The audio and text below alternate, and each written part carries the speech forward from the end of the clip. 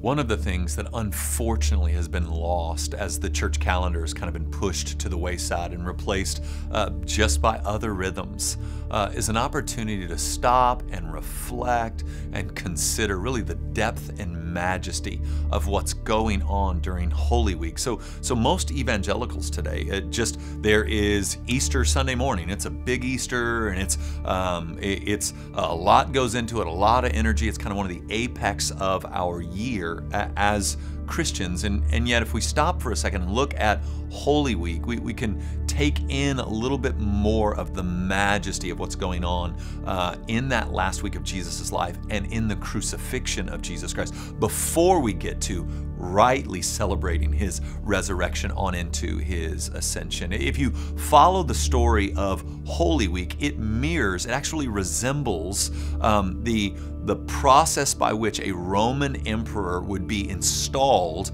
as the ruler over the empire. And so we see in the triumphant entry, one of the stations of a new emperor being crowned, and that he would ride into being praised by his people, ride into the city being praised by his people. And so Jesus rides in, not on some kind of magnificent beast, but riding on a donkey. He comes into the city and they worship. And we see in Jesus' anointing yet another stage of what it would have looked like to become emperor of the Roman Empire, emperor or king in the ancient world, which is being anointed either by a prophet or by some ruling party. And then we see the institution of a covenant in the Lord's Supper as the Passover gives way to the Eucharist, or the Passover gives way to the Lord's Supper. And then we see regal attire being put on Jesus. We see a purple robe, we see a staff given to him, we see a crown of thorns placed on his head. And then lastly, we see as he's raised unto the cross,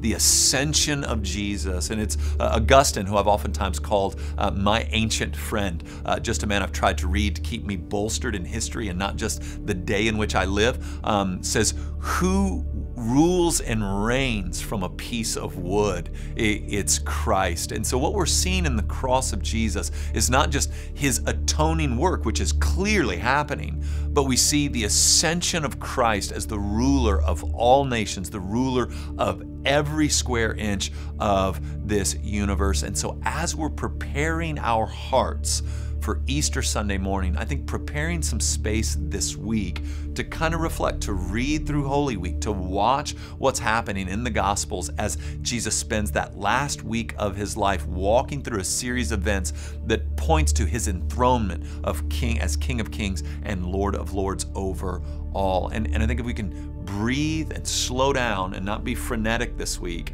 and read this like the enthronement of Christ, I think the joy we'll feel come Sunday morning at his resurrection, his ultimate triumph over sin and death forever, we'll find in our hearts a new gear of rejoicing and worship.